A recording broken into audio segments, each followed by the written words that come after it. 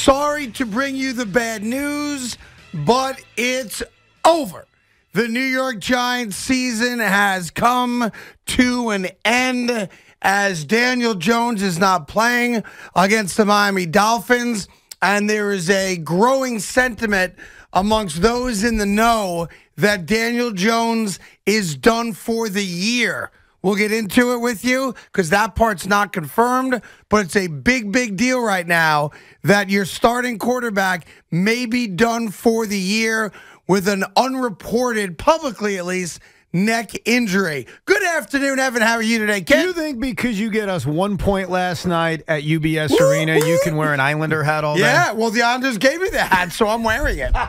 And I look good, and the building's fantastic. The team sucks, and we had a great time out at the UBS Arena last night. Here's the problem. Craig and I got there about 10 minutes late because of traffic. Not bad, by the way. Which means we never saw the Islanders score a goal. Right, that's right. So I don't even know if it actually occurred, to be honest with you. No, we did not see the Islander goal. We did, however, see the Sharks 2 goals, but I got them a point. I talked to Matty Martz after the game. He thanked me for getting them a point. Did he? Yes, he did, as a matter of fact, and apologized he didn't score a goal. I was there. But obviously, listen, this is big news, and it's news that now impacts the short-term, obvious, but the long-term future of the New York Giants. The Giants are major underdogs now to the Miami Dolphins. Mike Glennon in his last 17 games as a pro might mean nothing for what happens on Sunday, but it's a stat that is worthy of hearing, is 2-15. This is not a good football team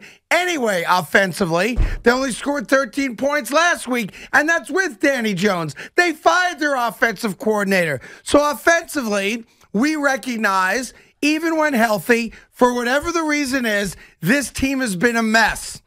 Now Daniel Jones, and they've been very cloak and dagger about it this week. If you talk to Danny this week, I'm great. Looking forward to playing on Sunday. You talk to Joe Judge, not sure if he's playing. And then, of course, you get the news today. Now, there is a growing sentiment, unconfirmed, that the Giants know a lot more than they're revealing to the public. And it's beyond just this game.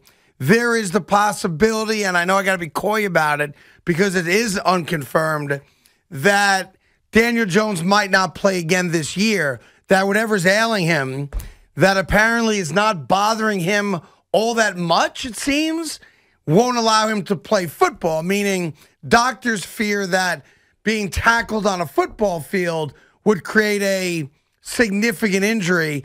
You know, who knows what it might be, but you may have seen the last of Daniel Jones as the Giants starting quarterback. It's crazy. Like, that's on the table now. Crazy how this thing unfolded, where it felt to us like the injury came out of nowhere. Yeah, because he played. Well, it played, and there was no discussion of an injury on Monday morning or Monday afternoon. There was nothing. It, like, all of a sudden just popped up a few days ago. Oh, Daniel Jones is bothered by a neck injury.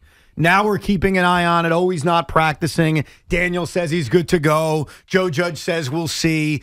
And then you hear he's ruled out because, quite frankly, he wasn't cleared to play. Daniel Jones wanting to play on Sunday is irrelevant. He wants to play on Sunday. Yeah, I mean, he is a tough guy. This is not about Daniel Jones. Yeah, what matters, and I believe Joe Judge when he says this, is that the doctors are making the call. And if the doctors aren't going to clear him to play, he's not going to play. And it's very specific what they did say. He has not been cleared for contact. Well, that's playing football. Right. So that means that whatever happened to him with his neck against Philly, that did not stop him from playing and being tackled. Because nobody knew about the injury on Sunday. So the way I see it, and please stop me at any point of this little bouncing ball diatribe, he gets hurt at some point during the game on Sunday, but not significantly enough for him to complain about anything. You wake up the next day, the neck's sore, there's something going on with the neck, so of course you immediately go to the trainers and the doctors. You feel like, hey, I played in the game. Yeah, my neck is a little stiff or sore, but I can throw the ball without, impediment, right? Right. I feel like I'm going to be fine. Let me play. The doctors run a battery of tests. I imagine an MRI was a part of that test, although they've not announced that. And a medical doctor, not Joe Rogan, not, some kind of Fugazi shaman in the Bronx. A medical doctor came out and said, whatever we just saw on the film of your neck, you are at risk of blank if you play football. Therefore, we are not clearing you to play football. And when it comes to the neck, that is a serious thing. Now, go back to Sunday. All right. So he feels something. It probably happened on the second play of the game. They ran an option play, had an awkward slide, took some contact. He feels something in his neck. There's an easy reason for why Daniel Jones would not tell anybody. Go back to the Dallas game earlier this season when it was obvious that Daniel Jones took a massive hit, had trouble kind of balancing himself, was pulled out of the game. That's when we saw Mike Glennon. Daniel Jones knows as soon as he says something. Yeah. And I think this is actually interesting about the NFL today in that players want to play. If I complain, they got to take me out. And you know, if you say, hey, look, I think something's wrong with my neck, there's a chance you end up in protocol. There's a chance you don't play again. And so I wonder if athletes in general, not just Daniel Jones on Sunday, unless things are horrific, are going to just not say a damn word. Yeah, and I get that competitive nature of it. Totally. So now, things are different Monday morning, though, because if you still feel that pain Monday, then I think at some point you are going to say something. Listen, he came in on Monday. He was one of those guys that it was obvious to everyone that his neck wasn't moving around. He was moving his body without moving his head. Someone noticed it. He said something. However, it got to where it got. It got there. Well, the other day he did an interview outside, and you could say, Evan, you're looking too closely into this. Maybe I am. He did an interview outside, and he's talking to all the media members, and he was so gingerly moving his neck. Okay, to so you look saw at it. reporters that you could see he's not healthy. So here's the rub on it now. Mike Glennon's not leading this team to the playoffs. No disrespect, Mike Glennon. He's just not. And you all know that as Giant fans. Now, contractually, you're in an interesting spot with Daniel Jones. He's still on that initial 5-year deal. The way his deal works, just to be clear about it, he is under contract for next year. They have to make a decision on the 5th year of the contract, the option year, and they have to decide that before next year begins. By May of next year. So it doesn't have to be tomorrow, but listen. And do you know how much money it is? How much? $23 million. Yeah, well, listen, so you know the answer, right? They're not giving Daniel Jones $23 million and the reason why in year 5 because he's not worth it. Well, and you know what else, bro? Here's the reason why you don't. Because let's say you say no to the 5th-year option, and he is your quarterback next year, which is a different story, and he's great. So you franchise tag him. Right. You keep him. You know what I mean? When you decide to say no to year 5 on the option, that's not you admittingly saying, boy, this guy stinks, he's never going to be back. But beyond getting to the 5th-year option, what you have to ask yourself is he going to be the quarterback next year? Listen, if he doesn't play another snap, you threw it out there, hey, this guy could be done for the year. And I'm not making that up. It's such a weird thing. It's like, it's not official. I'm not saying any Giant player or representative has said it. I'm just telling you what's being said around the situation. Are you talking about the carpenter? No, but I saw that. No. There's apparently a John Maris carpenter said, well before anyone else found out that Daniel Jones had a problem. Yeah, this carpenter predicted he's out for the year. Now, I forget the story. I don't know if it's John Maris carpenter or it's a guy's carpenter who knows John Maris. Bottom line is this. The carpenter may be right. Carpenter's 1 for 1. If Daniel Jones, I don't mean to laugh because I hope he's not out for the year. I hope he's okay. But if he is out for the year, this carpenter is going to get an Adam Schefter contract. Listen, to me, this brings up everything else that you thought you might be able to wait till January to discuss. This team is dead now. This team is done. This team is not good enough to win games with Mike Glennon at quarterback. They're barely good enough to win games with Daniel Jones at quarterback. So you now have to have the conversation you thought you might have to wait until January to have. Who else is done?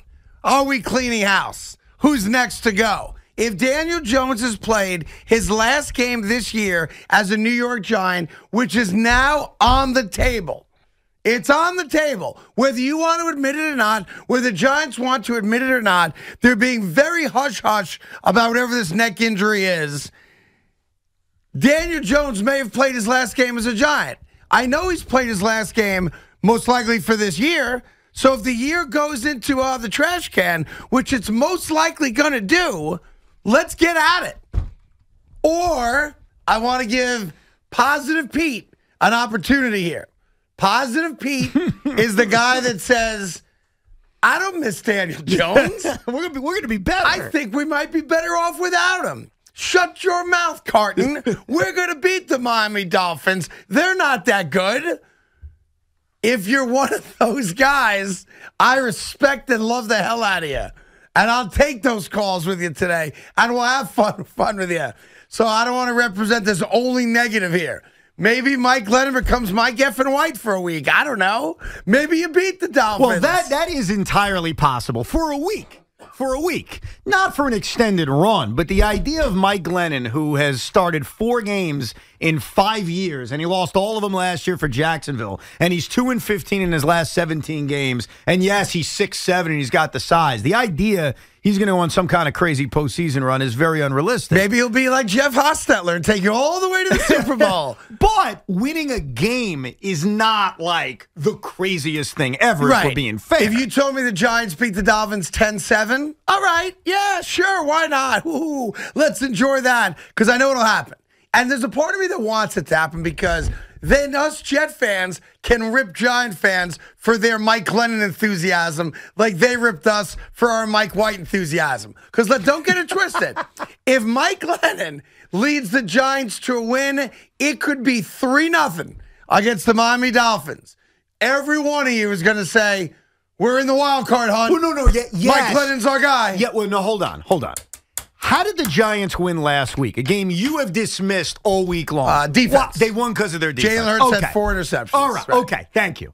If the Giants win that way, and that's how they're going to have to beat the Miami Dolphins, if Tua, who's completing 80% of his passes the last 2 weeks, regresses and goes back to being the Tua you and I think he truly is, and the Giants win an ugly 13-7 game, no one's going to wax poetic about Mike Glennon. Mike effing Glennon. We're going to wax poetic about the Giant defense. What would you do if, let's say Mike Glennon does have a decent game? Throws a couple touchdown passes. I hope he does. And the New York Giants win. Yes. And what would you do if Devontae Booker came out afterwards and said, yo, that's Mike effing Glennon right there. I'd be happy. Don't get it twisted. I would be very happy for my friends who are Giant fans. I'd be very happy for them. I want to be clear. I want that to happen in the worst possible way because I want Giant fans to call us next week, waxing poetic about the performance of Mike effing Glennon. I'm dying for I am so rooting for the New York Giants to win this game and for Glennon to be a big part of it. But in fairness to all of this, Daniel Jones has not had a great season. Daniel Jones has not been the guy you envisioned he would be in year 3, especially with better offensive weapons around him. The bar is not that high for Mike Glennon, just like it was really lower for Mike F. and That's White. why I want Glennon to have a great game. I'm a Giant fan this weekend.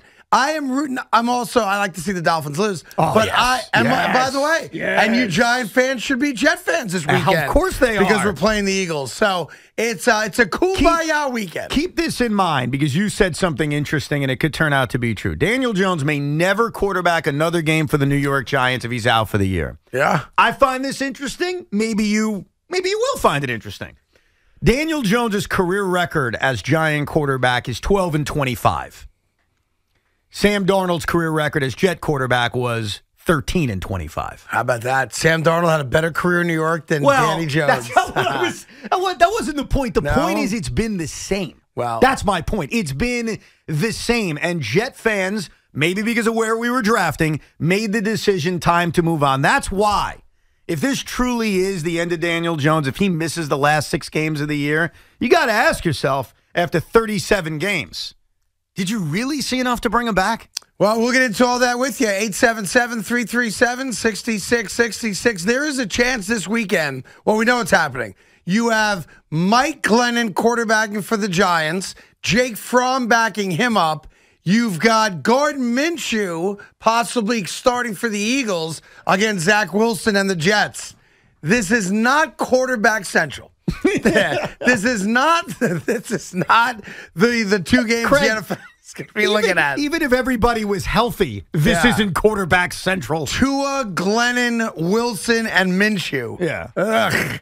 We'll get into it with you, though, throughout the afternoon. 877-337-6666. The blame pole has been greased, and it's back in the studio, as it always is, Friday at 5 o'clock. We'll go through who you blame for whatever you got a problem with. And, of course, we went to the Islander game last night. Almost saw a guy get run over by a car last night on purpose. First time in my life, yeah. Some douche in a black pickup truck tried to run over one of the parking attendants last night leaving UBS. I've never seen that in my life before.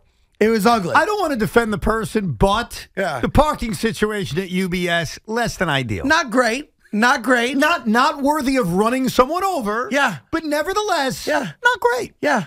Much like the Belt Parkway at 11 o'clock at night. Yeah, good. I mean, there's no time that's a good time for construction, so I can't bitch that they were doing it at 11 instead of like 3 in the afternoon.